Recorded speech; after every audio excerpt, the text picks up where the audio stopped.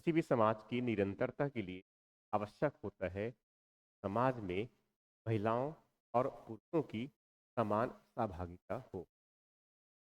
मगर आप कल्पना कीजिए, यदि उस समाज में महिलाओं की संख्या धीरे धीरे अगर घटती चली जाए, इसका परिणाम क्या होगा? इसका परिणाम जो है भयावह हो। अभी हो सकता है कि वहां समाज अपने पतन की तरफ अग्रसर हो रहा हो। यहाँ उसका एक संकेत, मतलब स्पष्ट रूप से यहाँ समझा जा सकता है कि यदि समाज में महिलाओं की संख्या, बच्चियों की संख्या अगर वहां धीरे धीरे कम होती जा रही है, इसका मतलब यह हुआ कि समाज में विसंगतियां उत्पन्न, और यदि वहां स्थिति निरंतर इस प्रकार से बना रहा, निश्चित अब समाज अपनी पतन की तरफ आगे बढ़ रहा है। ये अब अनिवार्य हो जाता है कि उस समाज में महिलाओं और पुरुषों संख्या हो समान हो, तो बालक और जो बालिकाओं की जो संख्या हो वो समान हो, तभी जो है वहां समाज निरंतर रह सकता। भारत में ब्रिटिश काल में, भारत की आजादी के बाद भी लंबे समय तक भारत में लिंगानुपात निरंतर रहा है। संख्या जो है अलग अलग हम जनसंख्या के आंकड़ों में तो देख सकते हैं, मगर वह आंकड़े सिर्फ एक संकेत है। मगर वास्तविकता यही है कि वो भारत की समाज की जो असमानता, जो विसंगतियां उत्पन्न हो रही है, उसका वो प्रदर्शन। इन्हीं सब बातों को ध्यान में रखते हुए, हालांकि भारत सरकार के द्वारा 1950 से ही भारत सरकार के द्वारा घटते जो लिंगानुपात है उस पर ध्यान दिया।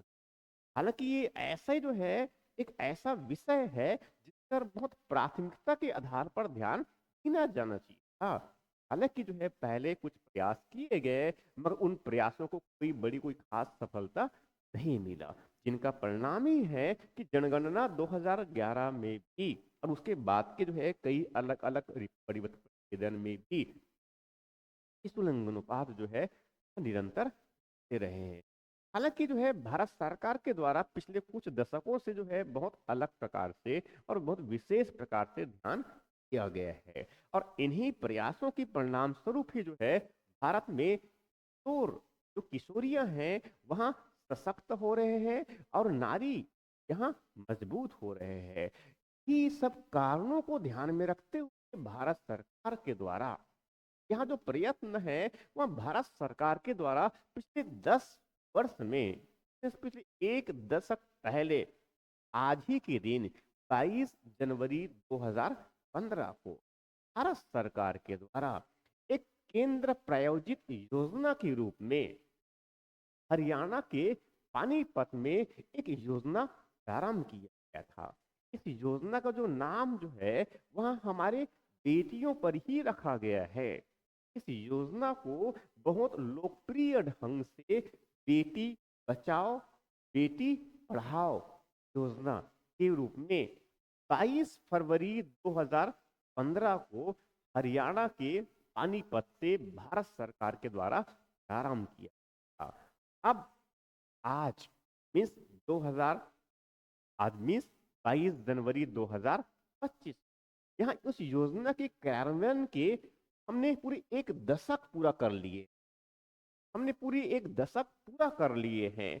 और स्वाभाविक है एक दशक में किसी भी योजना का उसका परिणाम दिखने लगता है। स्वाभाविक है इस योजना को जब प्रारंभ किए हुए हमें 10 वर्ष लगभग होने हो गए हैं, तो स्वाभाविक है इसके सार्थक परिणाम हमें दिखने लगे भी हैं।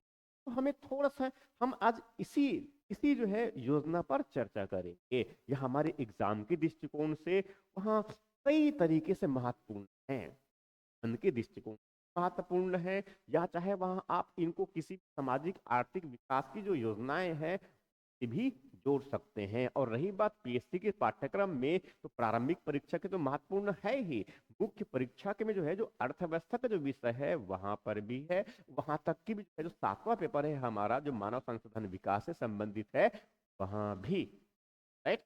सबसे पहले जान लेते हैं इस योजना के बारे में कुछ बेसिक्स। जैसे मैंने बताया, यह योजना जो है 22 जनवरी 2015 को प्रारंभ किया गया था, एक केंद्र प्रायोजित योजना के रूप हरियाणा के पानीपत से। इस योजना का जो बुनियादी उद्देश्य है, तीन है। पहला, भारत में जो घटते जो लिंगानुपात है उनको ठीक कर उनको ठीक करना। उसके बाद दूसरा जो उद्देश्य है, इस बेटी बचाओ और बेटी पढ़ाओ योजना का, वह है जो लिंग चयनात्मक उन्मूलन, उनको रोकना। जो लैंगिक आधार पर जो है चयनात्मक आधार पर बच्चों के जन्म को करते हैं, बढ़ावा देते हैं, वहां जो है क्या है वो। इनके साथ साथ जो है इस योजना का जो उद्देश्य है, वहां बालिकाओं के जो अस्तित्व, यदि उनको जन्म नहीं देंगे तो उनके अस्तित्व पर संकट आ जाता है। बालिकाओं के जो अस्तित्व और उनकी जो संरक्षण और उनकी शिक्षा को बढ़ावा देना, इस बेटी बचाओ बेटी पढ़ाओ योजना का मूल उद्देश्य। इस योजना का हाल ही में, हालांकि 10 वर्ष बाद अगर देखें, इस योजना को अगर एक दशक बाद में अगर देखें, तो इस योजना का अब वर्तमान में जो है इनका एक मिशन शक्ति जो कार्यक्रम भारत सरकार के द्वारा जो प्रारंभ किया गया है, एक अलग मिशन की बात कर रहा हूँ, अलग कार्यक्रम की बात कर रहा हूँ। इस कार्यक्रम की बात कर रहा हूँ मैं, मिशन शक्ति कार्यक्रम। यह जो मिशन शक्ति जो कार्यक्रम है, ये भारत सरकार के द्वारा जो है महिलाओं की सुरक्षा, संरक्षा और सशक्तिकरण के लिए एक अम्ब्रेला प्रोग्राम है। इसे 1 फरवरी 2022 को प्रारंभ किया गया था।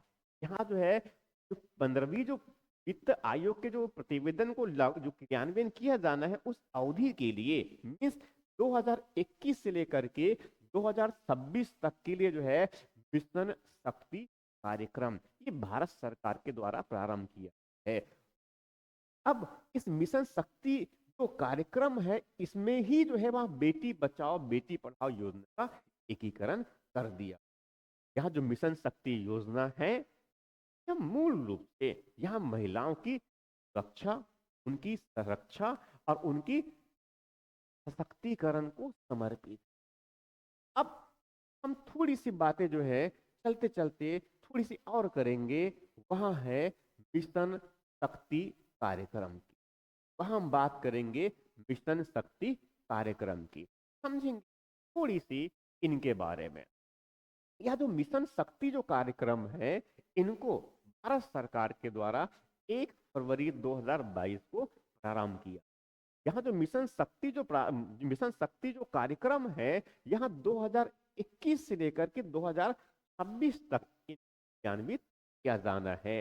इस मिशन शक्ति योजना, मिशन शक्ति जो कार्यक्रम है, अपने उद्देश्य महिलाओं की सुरक्षा, महिलाओं की संरक्षा और सशक्तिकरण के उस लक्ष्य को पाने के लिए इस योजना में, इस कार्यक्रम में दो उप योजना है। इसमें घटक उनके दो उप योजना है, जिनमें पहला है वह संबल है। मिशन शक्ति जो कार्यक्रम है, दो घटक है उन, इनमें पहला जो घटक है वह है संबल उप योजना, दूसरा जो है वह सामर्थ्य उप योजना। संबल जो उप योजना है मिशन शक्ति का, वह सुरक्षा और संरक्षा प्रदान करता है महिलाओं का। सुरक्षा और संरक्षा प्रदान करने के लिए इस योजना के अंतर्गत वन स्टॉप सेंटर के माध्यम से महिला हेल्पलाइन संचालित किया जाता है।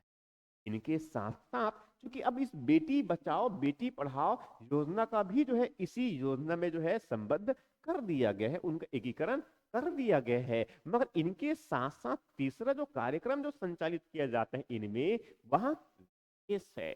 यहाँ विशेष इस वजह से है तो क्योंकि यहाँ एक विशेष नारी अदालत, केवल महिलाओं के लिए एक अलग से जो है अदालत चलाया जाता है, एक वैकल्पिक शिकायत निवारण तंत्र के रूप में।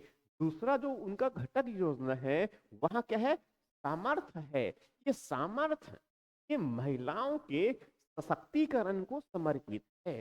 इसमें शक्ति सदन, राहत और पुनर्वास घर, सखी निवास, ऐसे जो है और भी जो है कई प्रकार की संस्थाओं की स्थापना किया जाता है। चाहे शहरी जो महिलाएं जो काम करते हैं उनके आवास के, उनके निवास के लिए, वो आश्रय के लिए भी में इसमें सुरक्षित स्थान प्रदान किए जाने का प्रावधान किया गया है। यह जो मिशन शक्ति है, इनका जो उद्देश्य है वह लैंगिक जो पक्षपात या लिंग चयनात्मक उन्मूलन है उनको रोकना, बालिकाओं के जो अस्तित्व और उनकी सुरक्षा को सुनिश्चित करना, वह इस प्रकार के उनके उद्देश्य है।